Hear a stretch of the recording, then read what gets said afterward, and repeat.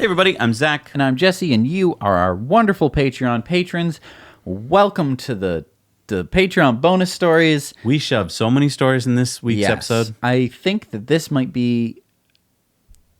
I hope it's not twice as long as Tesla Time News this week. We really tried to make Tesla Time News a lot shorter this week. It's like a 3-year anniversary of Patreon. It's a 3-year anniversary bonus stories bonus round because you guys rock. You've kept us going this entire time. We've never skipped a week. Nope. Ever. Nope. Ever. Wanted to. For 3 years. No. Have you done anything every week for 3 years? I think this is the first time I've ever done it. This is the one thing I think I've ever done.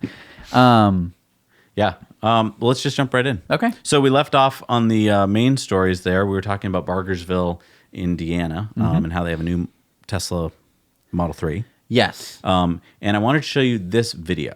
Well, new at 5 o'clock, a local police department will soon have a unique fleet of law enforcement vehicles. Yeah, Bargersville is adding a new Tesla, and that's saving taxpayer money as well. Wish TV's Aaliyah Hodges explains how much they'll save and when they'll be out on the street.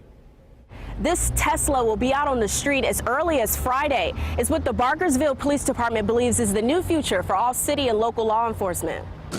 They unveiled their brand new Tesla Model 3 to the community today. Bargersville police say the electric car is environmentally friendly, and the best part is there's no fuel required or loud engine. Especially at nighttime, the sound of the cars, when we're trying to come up on something a little bit more discreetly than what we would normally come up with during the daytime, it'll help out with that. We have a lot of back alleys out in the old town. It's also cost efficient for the department. We need to hire new people, and that all raises the tax rate, so the goal is to kind of keep that low as much as we can. The Tesla will save taxpayers around $6,000 on average per year. The police department plans to replace their Dodge Chargers with them. Right now, they're spending more than $8,000 a year on gas, oil, and insurance on each vehicle. Even the tires and the windshield wipers are cheaper on the Tesla than on the Dodge Charger.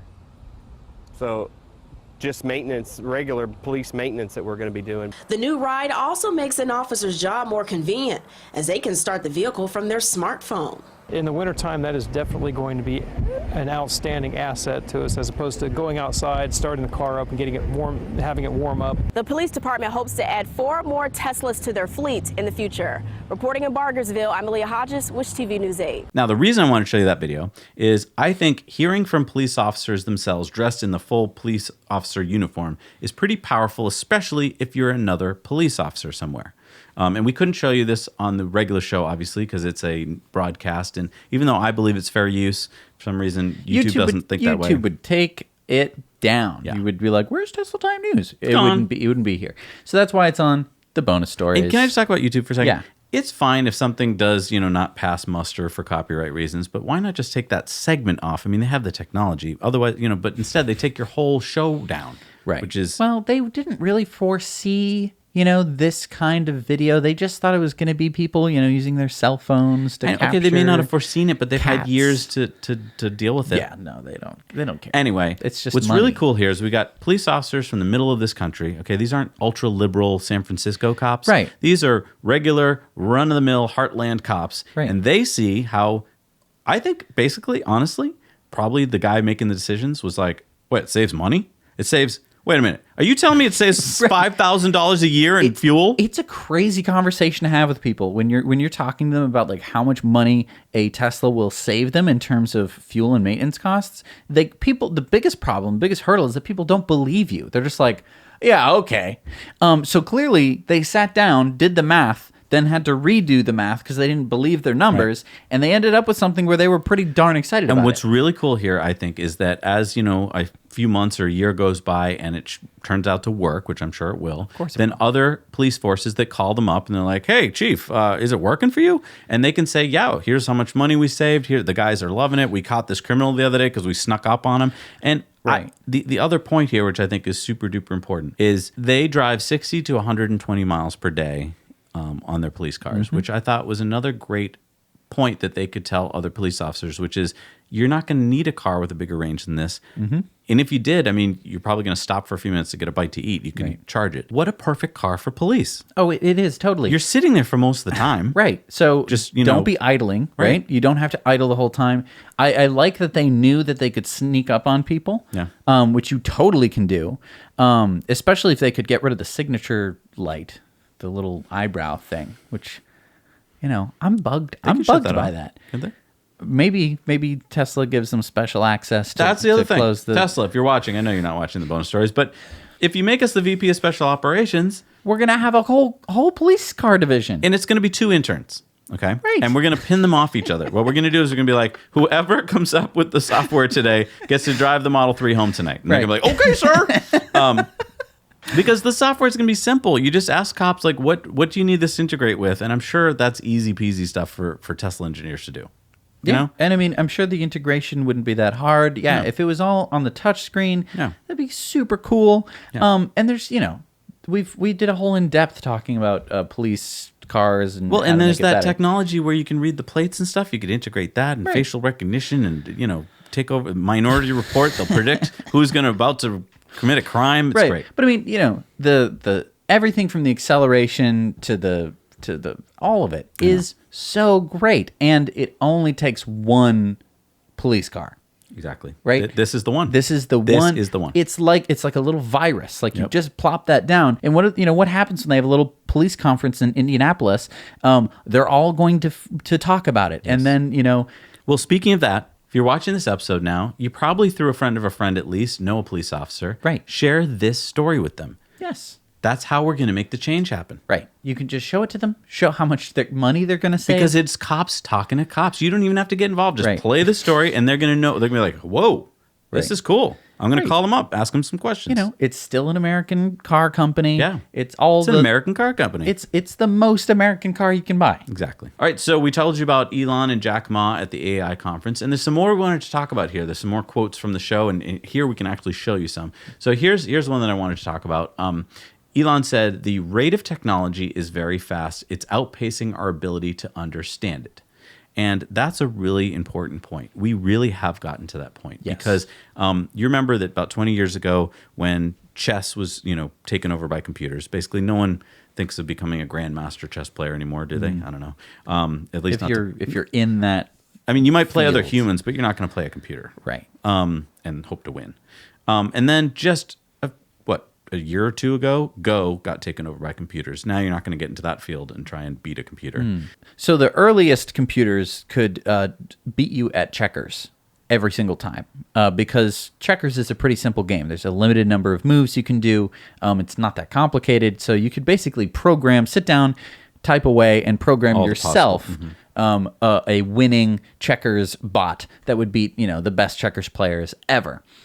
Then they made one to do chess. And chess is a little bit more complicated, right? The knight can jump over things and the queen can move in every direction, So it's a little more complicated. It has more degrees of freedom. Then you have a game like Go, which is even more complicated. So complicated that I have never even attempted to play it because it just sounds so complicated, and now computers are winning at that. And usually you're like, okay, humans are very smart, we're good at being creative and coming up with creative and that's solutions. so Jack Ma, who I thought was a super intelligent guy but got less and less enamored with as I watched this, basically was like, no, humans are super smart, computers might be clever, but we're always going to be smarter. And Elon was like, I see a little flaw there. Right. Basically, computers are taking over more and more and pushing us into the corner more and more. It's Right. just that you may not be understanding that we're moving the goalposts a little bit each time. Right. But that is what's happening. And so you might think now, oh, well, they could never do some of the things I can do. But it's happening so fast, they probably will be able to do it before you know it. Right.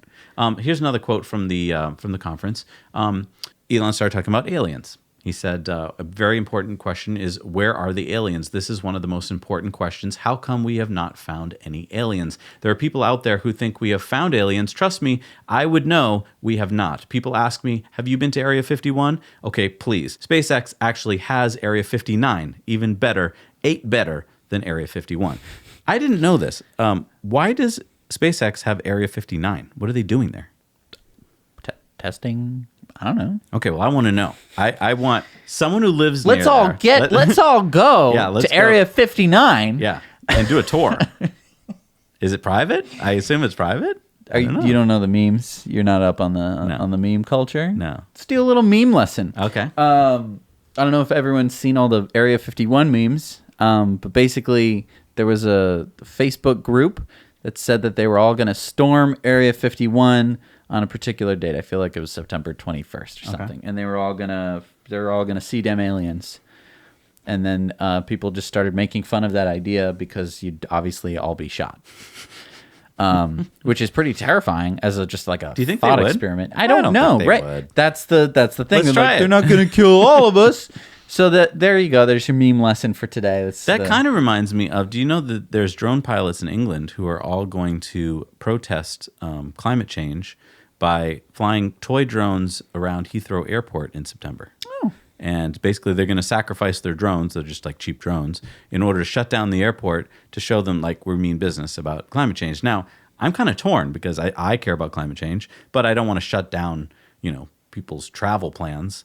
But at the same time, I do want people to think about it and stuff. So it's like, where do I fit on that? I never thought about that. Like that Right. seems a little extreme. But And you know what? It's important to have these kind of conversations where you talk about it and Yeah. you kind of do a back and forth. The problem with this debate between Elon and Jack Ma is that you had Elon, who was very reactive, who was very like, "Oh, let me answer that question for you. Let me educate you Right. about why AI is so terrifying and why we're going to need Neuralink and stuff like that." And Jack Ma was sitting there like, yeah, he was not interested in anything Elon had to say. He basically wanted to deliver his like one-offs, and then yeah, he had so many like. he sounded like my grandfather, where a lot of statements might have had something true in them, Right. but nothing connected. Like there wasn't an if then. It didn't seem to follow. It was just a bunch of statements that didn't work together very well. You can watch the whole thing at like 1.5 speed and probably get away with But it. let me play some Yeah. clips here. Check this one out. This is the first time in the 4.5 billion year history of Earth that it's been possible to extend life beyond Earth. Before this, it was not possible. How long will this window be open? It may be open for a long time, or it may be open for a short time. I think it would be wise to assume that it is open for a short time. And then let us secure the future of consciousness, such that the light of consciousness is not extinguished. And we should try to do this as quickly as possible. That's my view. There's Elon talking about something pretty deep, that it's possible to extend life beyond Earth, and that this might be our only window for doing that. If Right. we wait too long, we might kill ourselves. Right. Before now, we didn't have this technology. So actually, mind-blowing, we're in a Right. period of time that might be the only period in history where we can do this. Let's take advantage. And Jack instead is kind of like, I don't know why I'd want to do that. if I don't know how to do something, I'm not interested in it. There's plenty of things I don't know how to do. Right. Doesn't mean I'm not interested in it. It wasn't a response. He didn't really have a response to that. He was just like, well, that was the thing you said. Anyway, let's go on to another topic. Yeah. And he did that a lot, and it was very distracting. I feel like Jack is used to being listened to with total reverential respect. Like no one says anything while he's talking because he's a billionaire. I mean, he's worth, 2 or 3 times Elon's worth. And this gets to a cultural thing in China. I think that Money is king. money is like, if you have money, everyone will listen to whatever you have to say. Steve Jobs was like the guy. Everyone, all of my Warren Buffett, Yeah. Steve Jobs, Elon Musk, like any of the big billionaires now in China, they're listened to as if they're the super smartest. And I got to say about Jack Ma, I think he was in the right place at the right time. I think he's very smart, and I think he got a great business opportunity going. It was basically Alibaba is the equivalent of eBay, and he got that going at the right time. I don't think, though, listening to him now, that he necessarily understands the next wave of smart things coming. No. And so, I don't know. If you're invested in Alibaba, I might think twice. That's just putting that out there. Okay, this next clip is about AI software jobs. Probably the last job that will remain will be writing AI software, and then eventually the AI will just write its own software. So, I don't know, I suppose I would recommend studying engineering, physics, that kind of thing, or working on something where people just want to interact with other people. Again, two different approaches there, where Jack is like, my goal is for everyone to work 3 days a week for 4 hours a day. So that's 12 hours a week. And I don't understand if that means just to keep you busy, get you off the couch, or if he means that, you'll be earning your actual living during those 12 hours. Really didn't make it clear. Yeah, I don't know. I don't understand why it's just 12 hours. Like, he jumps between saying that there will be less jobs, and then he'll be saying that there are going to be better jobs, and then he says that there's going to be plenty of jobs. Right. So which is it? Like, is it less jobs, or is it that less people are going to be working? Like, lay out an entire thing. Don't just jump from point to point saying, like, there's going to be less jobs. And the people who are worried about, like, not being enough jobs, there'll be plenty of jobs. It's like... All right, check out this clip here. Yeah, man, you think of technology and technology awareness. It's like if there was like a topological map of technology awareness, it's mostly flat with a few short buildings and then some very tall spires. And unless you're on that very tall spire, it's not obvious what the topology is. Yeah. I never worry about the things that I cannot solve. I left other people to solve it. If nobody can solve it, just let it be. That's my life. Oh, let's talk about education. I'm quite interested about education. So yeah, Elon's talking about how you really can't see what's going on unless you happen to be on the top of one of these like towers. Technological spires. Right. Yeah. And that's true. I mean, very few people, as even Jack Ma pointed out, get it right about what's going to happen. You do have to be able to see a big landscape of what's coming. And if you're someone like Jack Ma, who's like, oh, if I don't understand it, I'm not interested, that means you're not intellectually curious and you probably aren't going to get it right. That man can never make another man.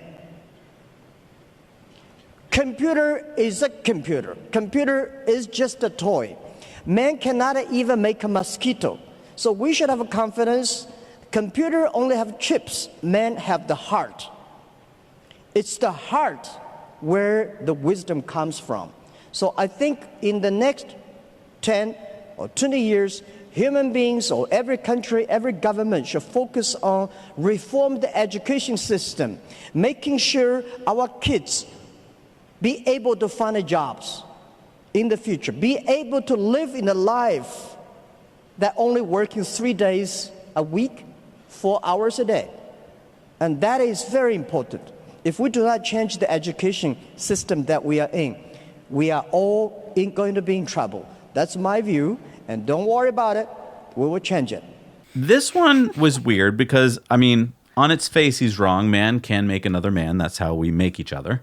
But if you throw that out, making if each other, that's a weird way to say it. That's how we make more humans. Well, humans are designed. But what I'm saying is, no human alive today knows how they do it. Like, we don't know.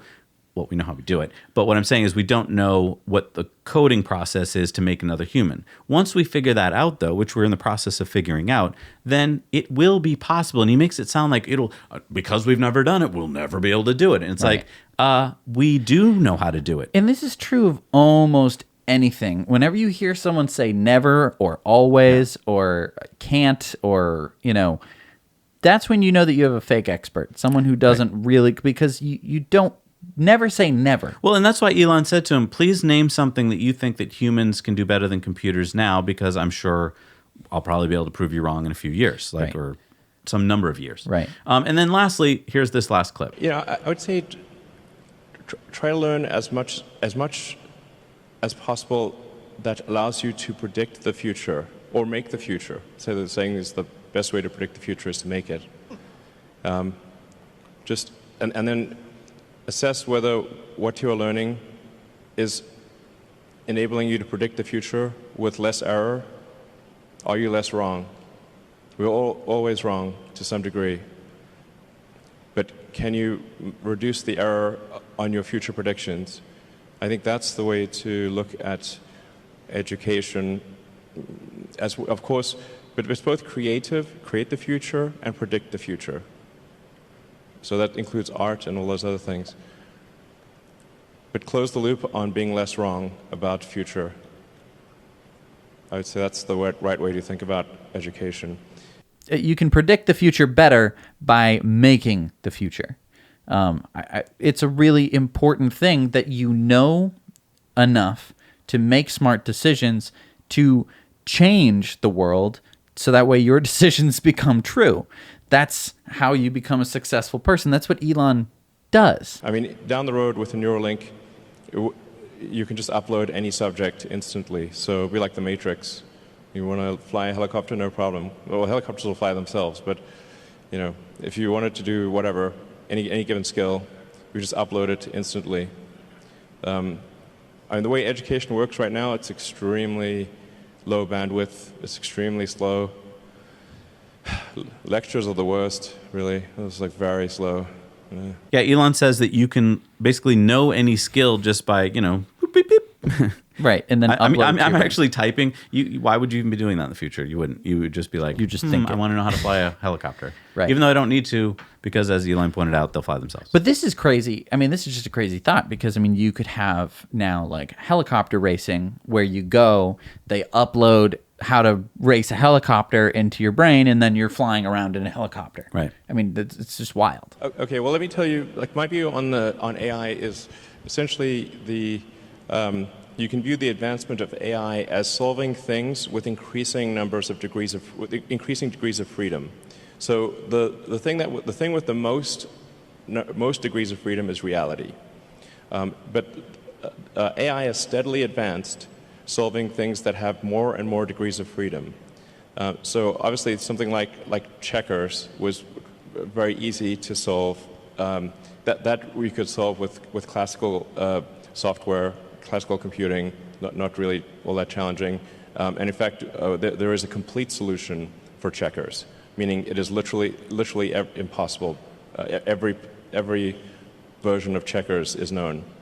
And then there's chess, which also it had many more degrees of freedom than checkers, many orders of magnitude more than checkers, but still really, I would say, a low order of magnitude, low degree of freedom game.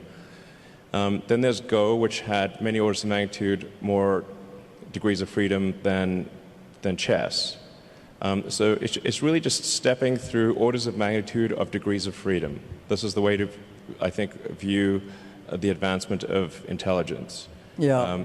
And it's really going to get to the point where it just can completely simulate a person in every way possible, like many people simultaneously.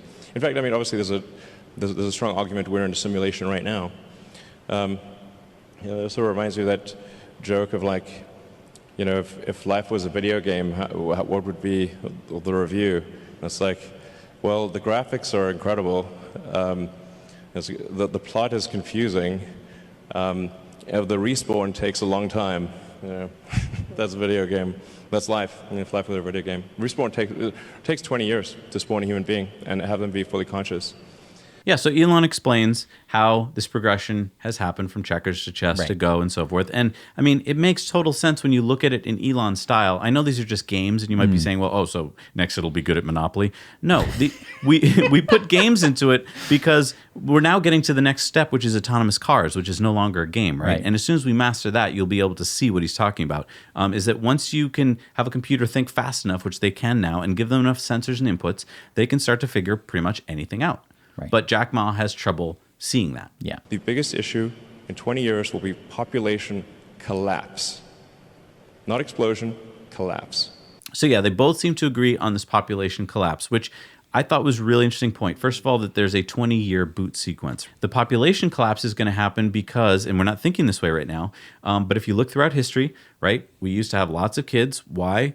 Because you needed to have lots of kids to, many of them didn't survive because you need lots of labor, to a point now where we're like, oh, I'm going to wait to have kids later in my life because I don't want to have kids. And so Jack is pointing out that in China itself, they're seeing a huge population decrease. Now, this collapse they're talking about is an accelerated decrease in the number of kids born every year. It doesn't mean that overnight there'll be no people. It just means that at that rate, it'll decline. Because if you look at places like Italy, which used to have huge families, now you go to Italy, and the numbers have gone way down. Now, once you get down to 2 kids per couple, you begin to just flatten out your population. And if you dip below that, you go into negative And what territory. happens over time is that the average age will go up in that country. So you see that in Japan, right? There's way more old people in Japan than there are young people. So I think that is a fear for Jack Ma, because basically he's saying, like, you know, you don't want the grandparents to still be working, especially if they can live to 120.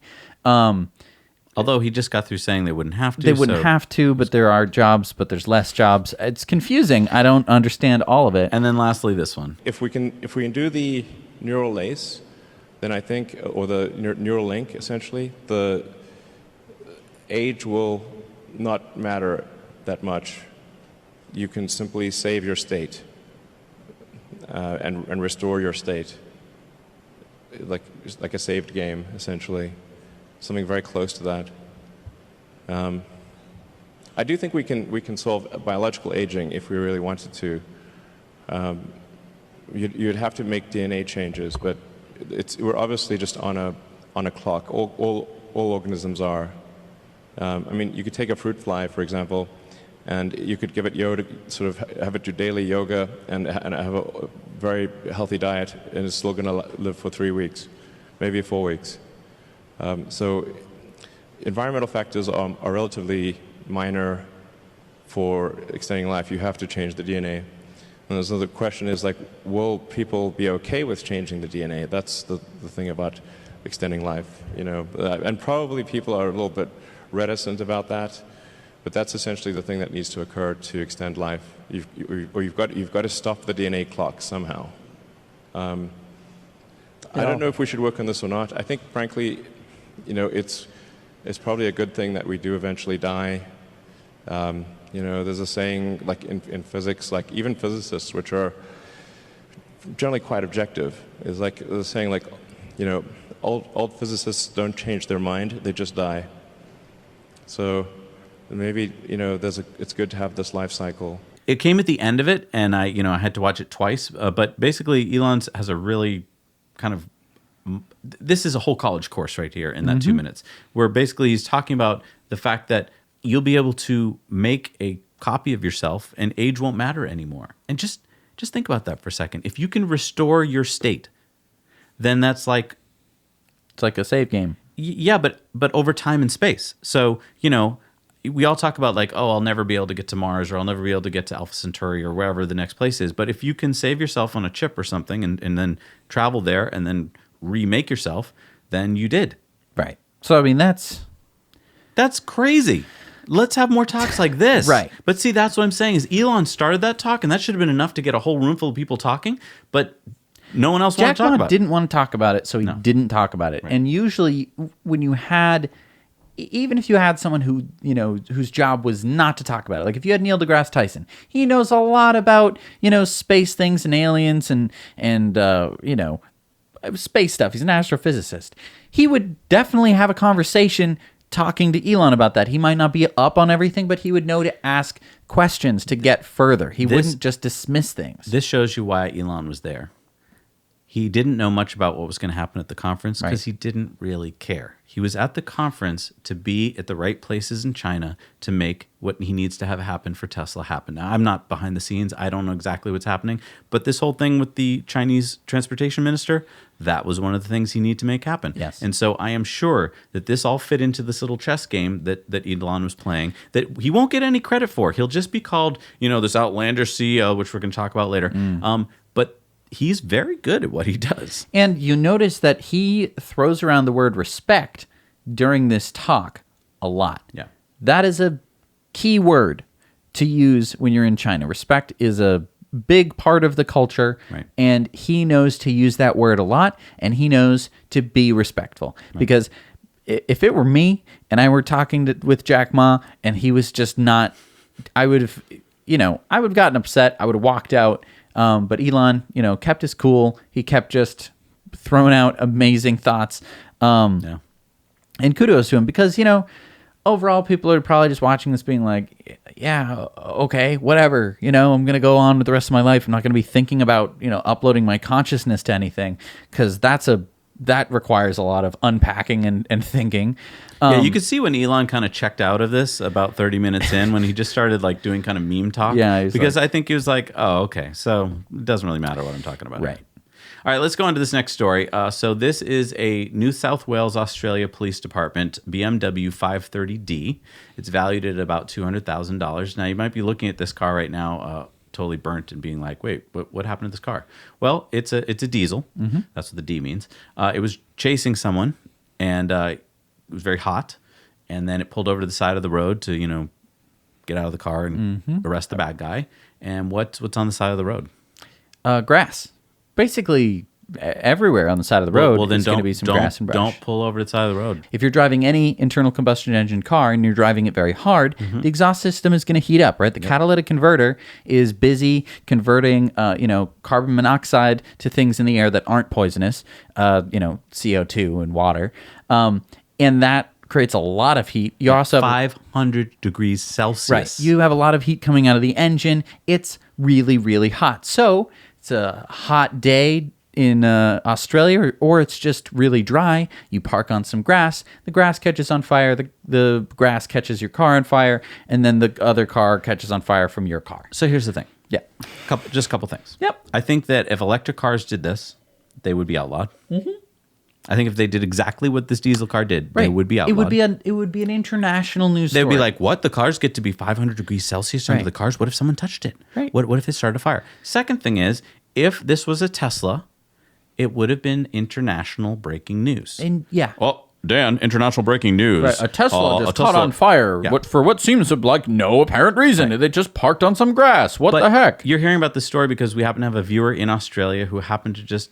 It's this tiny little news piece. And this happens all the time with police cars. They will pull over someone and they just went on a high speed chase. So they're not really thinking about like grass. Right. They're thinking about like this perp is going to get it. And they shouldn't have to think about that. Right. So then they pull onto the, But here's my final point. Yeah.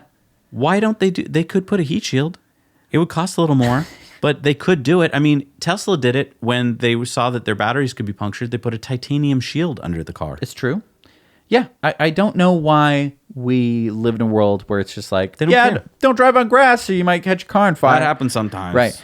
I think that this is, if he had done this with the Tesla would not have caught on fire. No. It would have, because it would have been like maybe 100 degrees Celsius underneath the car. And luckily no one was hurt, but what if someone was, Right, exactly.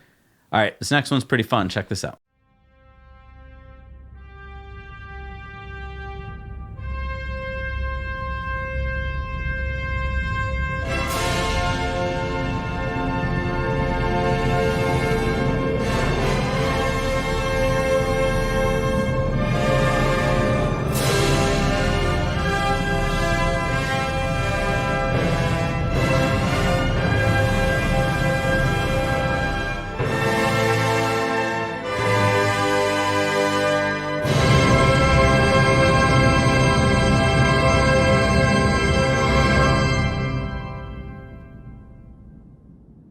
Open the pod bay doors, please, Hal.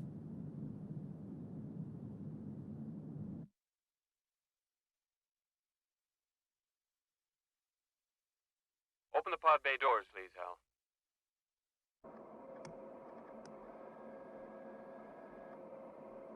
Hello, Hal, do you read me? Hello, Hal, do you read me?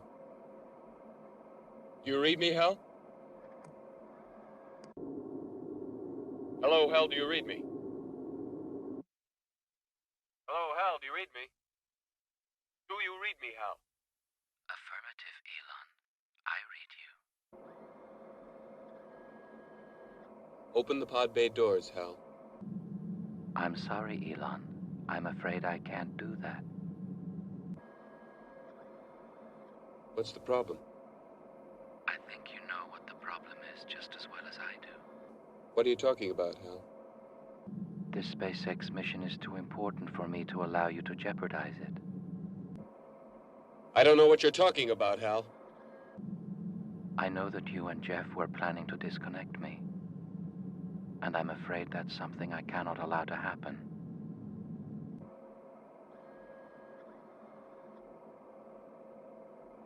Where the hell did you get that idea, Hal? Elon, although you took very thorough precautions in the pod against my hearing you, I could still read your tweets.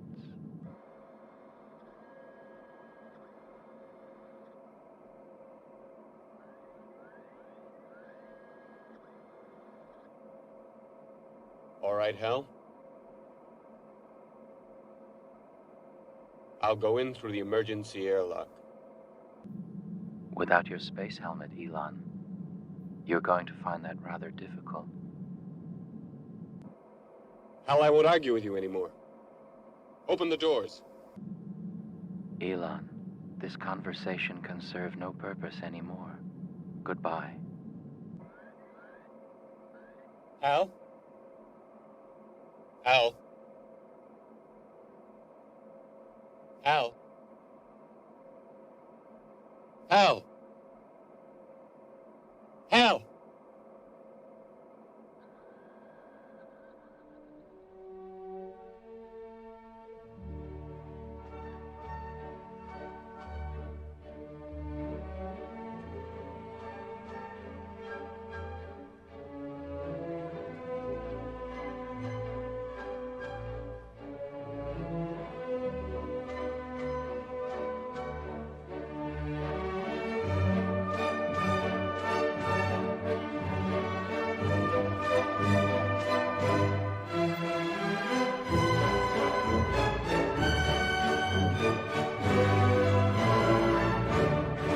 So that was Control Shift Face. They do pretty funny videos where they change out people's faces. It's and obviously called deep faking. Deep fake. And this is getting scary, isn't it? Scary I mean, because you could technology. tell this time that it wasn't really Elon if you stared at it Right. closely enough. But pretty soon it's going to be so good that you're not going to be able to tell, and that is going to be a weird day. And the thing is, they need to train the model with a lot of different pictures of the person's face. So the more video footage you have of a person's face and lots of different orientations, Which you get with Elon.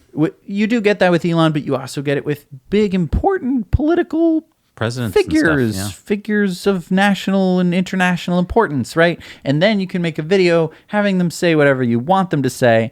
Which feeds right into what Elon says about reality and, Exactly. and computer games and what's real and what's not. Right. I mean, And we're just at the very forefront of this. You know, you have what looks to be Elon in a Stanley Kubrick movie, and it's like, you know, the technology here, it was not put on by some huge international corporation. No. It was not done by Disney in order to, you know, get some Star Wars reboot money or Right, just whatever. a YouTube channel. It's just a YouTube channel and a guy with a computer. Like, Right. that's the crazy part.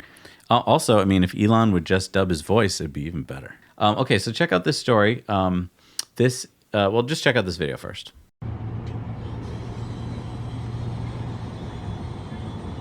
Is he? I didn't look at him. Like, he's totally asleep. This is crazy.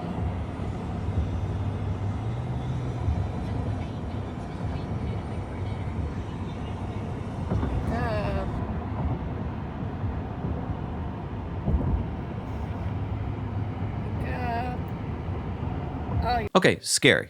I totally get it. If that happened to you, if you drove by someone who was asleep, you'd be like, "Oh my God, that guy's asleep." Okay, stop right there. What's the next thing you would do? What's the next thing you would do? Did you say beep? Did you say beep your horn? Thank you. Why didn't this right? couple, instead of taking the time to, "Oh my God, let me film it. Let me film it. let's Was he see. asleep? Oh, no, honey, get closer. Right. Get closer." Now, first of all, if you see someone asleep, please try and wake them up. And beeping usually works. Okay, but here's the thing. It happens to everybody. There was a poll of Americans, and it found that 60% of Americans, and this was done by the National Sleep Foundation, so it's not like, nobody. They found that 60% of Americans have driven while feeling sleepy. That happens. Right. 37% admit to actually having fallen asleep at the wheel in the past year. 37% of Okay, the poll. So look around you right now. Right. If there's 10 of you in the room, about 4 of you have fallen asleep at the wheel in the past year. Right. And that is Terrifying. Okay, so we saw that guy's asleep, and you might be like, that guy's a jerk. He purposely tried to sleep in his Tesla. Maybe he did, but I highly doubt it. I think he did what a lot of people do. They accidentally fell asleep. Now, if he was in any other car but a Tesla, he'd probably have gotten into an accident. Right. He would have run off the road at the very least. I mean, there's no way, unless you're in Nebraska and unless you have some kind of C-clamp on your steering wheel and you're driving down the straightest road in the world, so you're gonna veer off of the highway. So here's my thing. So the people filming the video, there was such disdain in her voice about him, like, "Oh my God, can you believe it?"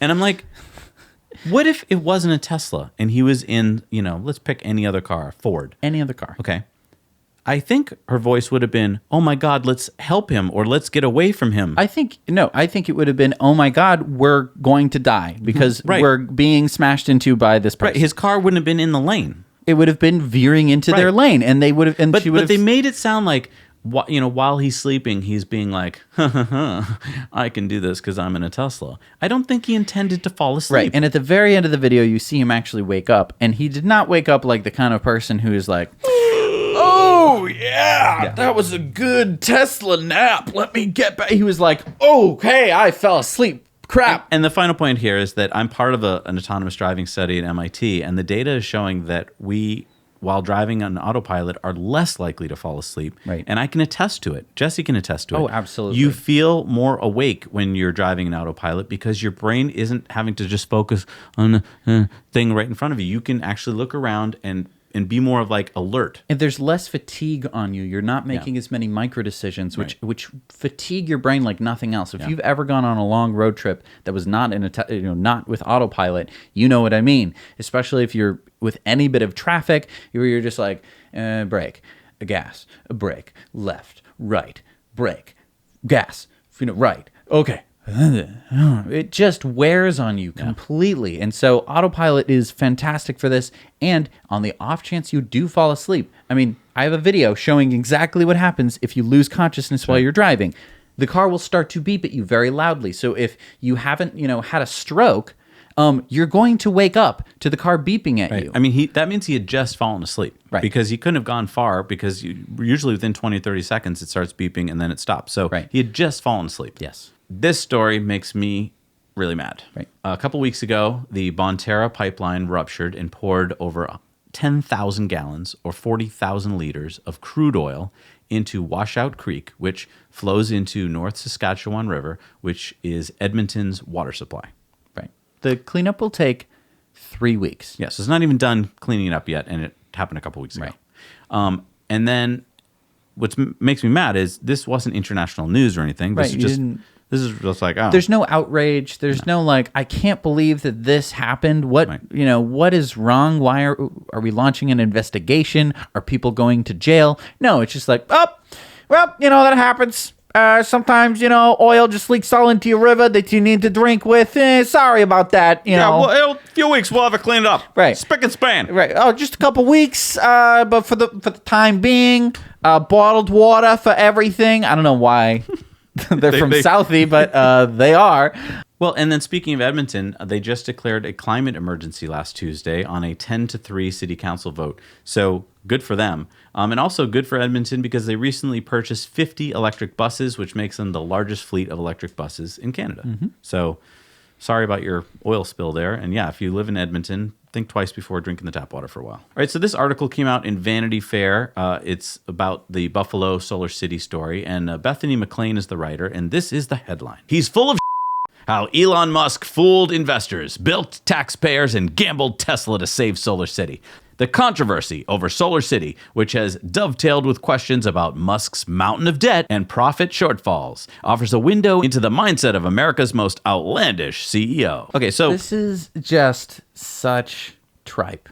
It's well, first of all, the quote in the headline is from a laid-off Solar City employee, who of course is not going to be the on Elon's side. It would be really fun, actually, if we were to go out and try and find people who had been just recently fired from any company and just see what they had to say. Right. Are they going to be like, it was a really good company, I'm really glad that I got to work there? Or are they going to be like, nah, they're fuck jerks, Can't believe it's ridiculous. You know, you're going to be mad. If you get fired, you're going to be mad. Well, and also in the article, she quoted this guy who he claims had a 20-minute phone conversation with Elon. He claims that Elon actually called him back after tweeting at him.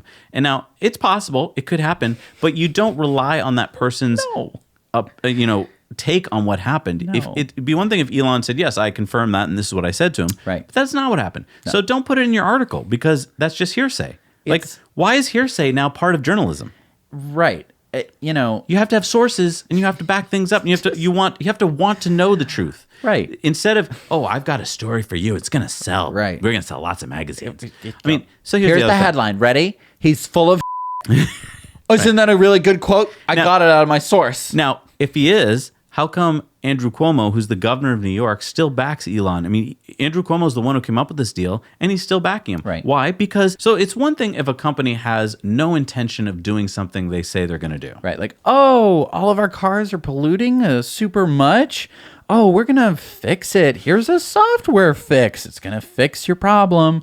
Right. Not really. We don't really care about you or anything. Right. It's another thing if a company says we're going to do something and their timeline's off. Right. That happens to almost everybody. Right. So, Elon wanted to have Solar Roof ready sooner. Yes, he's guilty of that sometimes. He's very optimistic about, technology. It's not that he's not working on Solar Roof. No. It's being worked on as we speak. Yes. It will come out, and when it does, they'll be building it at Gigafactory 3. So, cut him a break. I know. And I mean, to go after, disgruntled, fired employees, ex-employees it's just so scummy. Yeah. I don't know. It's anyway, this keeps happening where, expose on something going on. But then as time goes on, you realize the thing they said he was going to do, he does. Right. It's all FUD. I don't wish it because, I mean, obviously it would be a much worse world if Elon was this swindling, gonna steal all your money. He doesn't, but he's not. If it were that way, yes, it would be good in a sense because it would be like, oh, good, the media is going after but the here's truth. The thing. If he didn't go after things, if he didn't try to make things happen, none of this would have happened. Right. He wouldn't be landing rockets. There would be no Teslas. We wouldn't be talking about this show. Wouldn't exist because part of being an amazing CEO like this is willing things into existence. He wills things that didn't exist the day before into existence the next day. Right. That is through his sheer willpower, and that is unbelievable. And so sometimes you're going to will something to happen, and it doesn't quite happen on time. Right. That doesn't mean you're lying. Right. It's just so frustrating when all of these reporters are just like, what's hot right now? Yeah. Oh, on Elon Musk is hot. We are going to cover that because this is Vanity Fair, right? And we need some stuff to bring up, right? And the worst part is that it gets covered by the local media. Oh, well, that's the thing. I mean, we didn't play it, but there's tons of local New York news broadcasts that read maybe the first sentence of the article, and then there's one where the guy actually goes, and it was a long article, Steve. Oh yeah, that was long, Bob. And I was like, first of all, it's only 3 pages long, so it's not long. Secondly, you just didn't read it. Right. And yet you're reporting on it. Right. According to Vanity Fair. Well, slow down, because that's not how journalism should work. All right, let's move on. This is pretty cool. This is Orkney-based Orbital Marine Power. Check this out.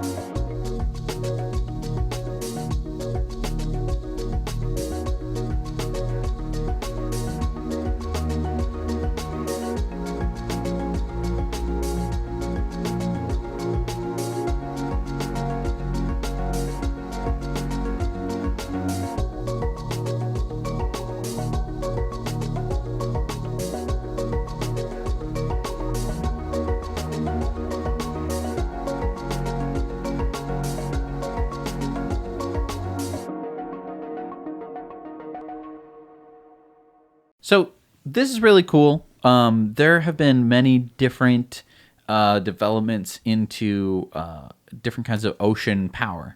Right? The ocean, the cool thing about the ocean is, like, unlike wind power, where you're like, let's get some wind power, and you're like, okay, we need a really big diameter to get some power.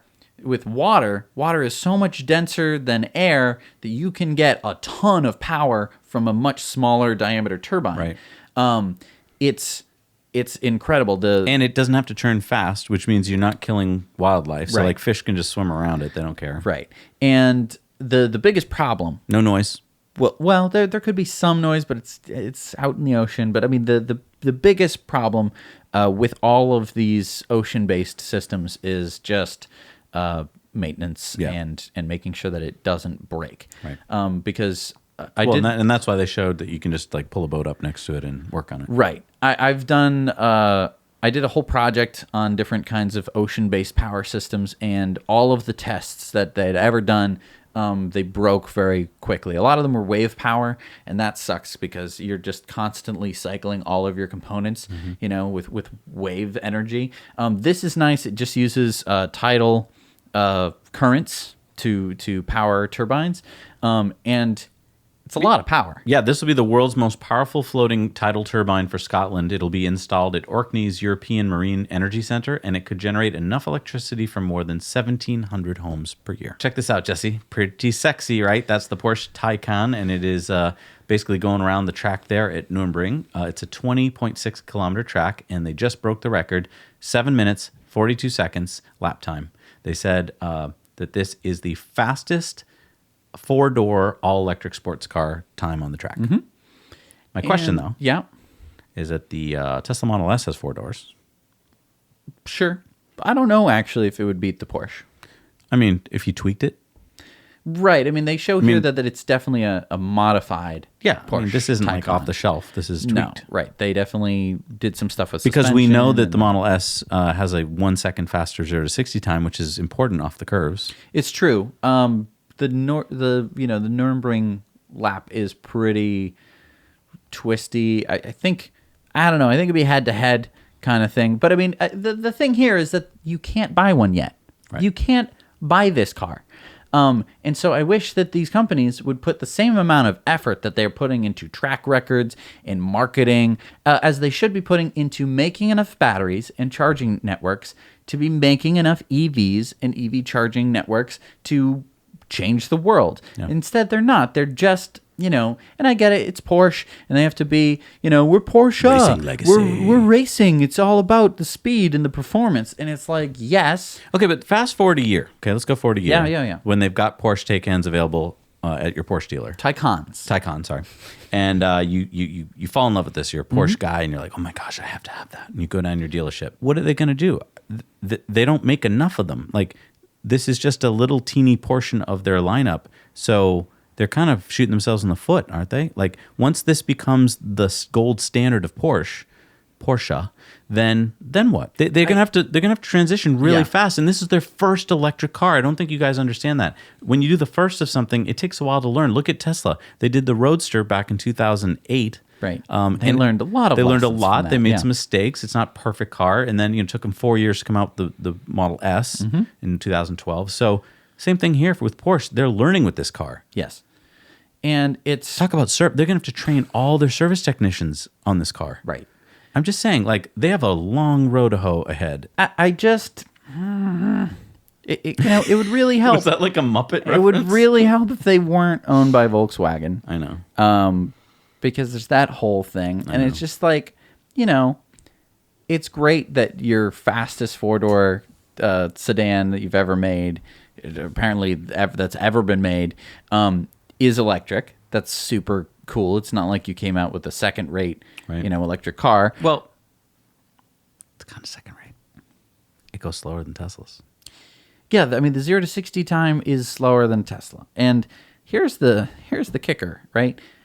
I'm sure these guys are all going to bring their cars down to the racing track, right? And I'm sure they'll blow away all the competition or whatever. But for the most part, they're going to be driving on streets, and they're going to pull up to someone at a stoplight. And if a Model S P100D, which Smokes costs probably less than half than what this Porsche costs. And it just absolutely smokes it to the next stoplight. Or a Model 3 Performance. And no, a Model 3 Performance is going to have the same performance, and it's going to cost a quarter of the price. It's just... All right, check this out. Our friend Richard in Portugal shared this video of a stock Model 3 racing tuned cars, including these diesel cars that are just spewing black soot out of the back. Gross. Yeah, so I Yuck. mean... Disgusting. Okay. Blech.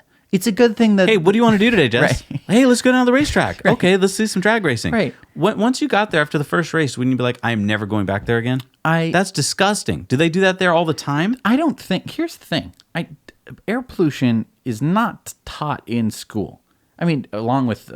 I have a laundry list of things that are not taught in school. But like... Do you need to be taught this? Like, I took health class in school, right? And they told you to, don't have sex... don't smoke. Don't do drugs. Watch sports movies. I definitely watched Radio a couple times. That's a movie. Rudy. Yeah. She was tired. She's a health teacher. But like they didn't teach you. They didn't teach you about air pollution, right? Right. They talked all about smoking and secondhand smoke and how it's super bad for you, and that's great. I don't smoke. I've never smoked, and I don't generally associate people who do smoke. And when they do smoke, I leave.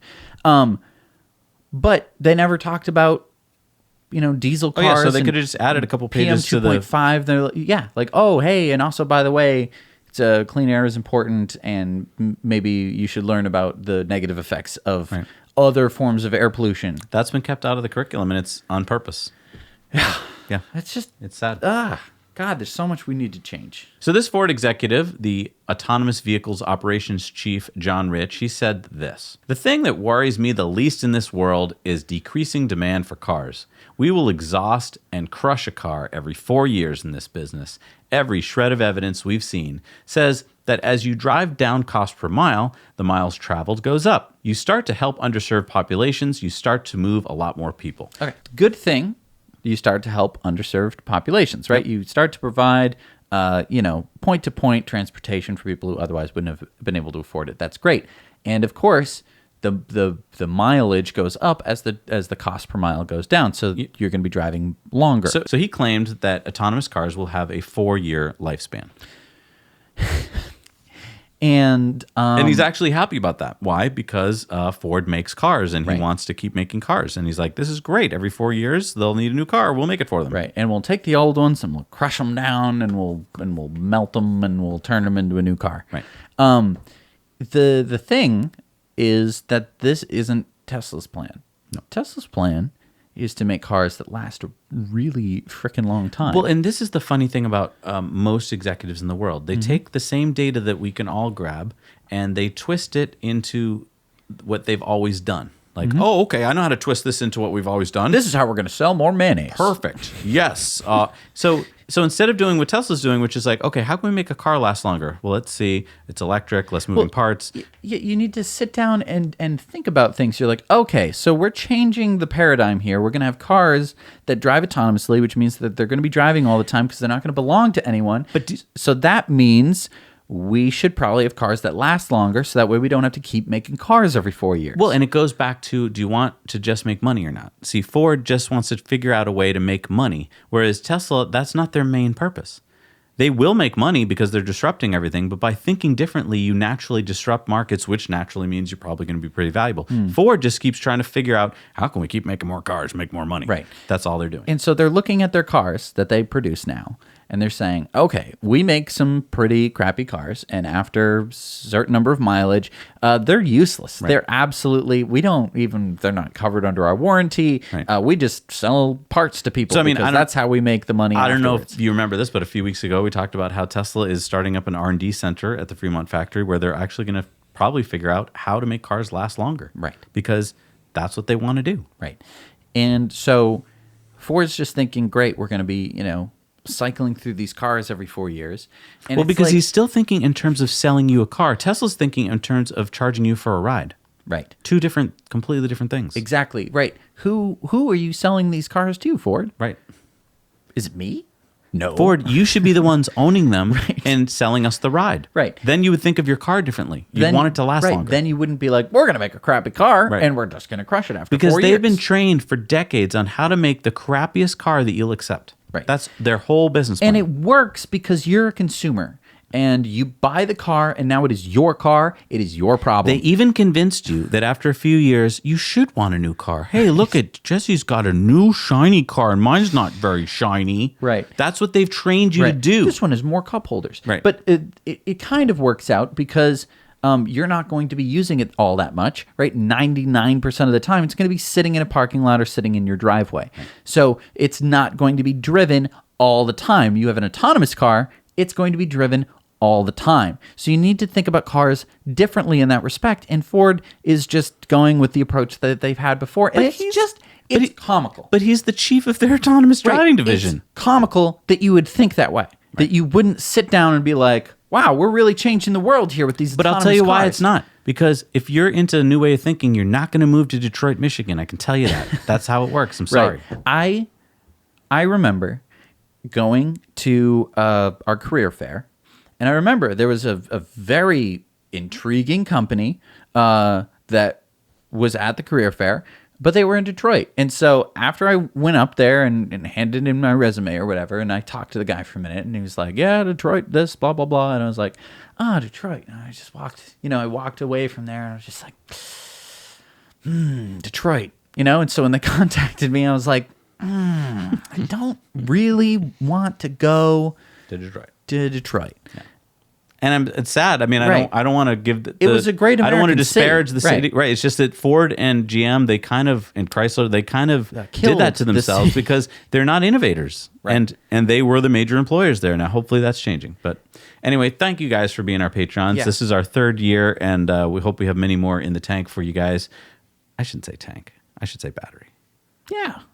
Sorry. Many more in the battery for you guys. Yeah. But thank you guys for supporting us. It really, really means a lot. Yes. So thank you so much for supporting us. Now you know.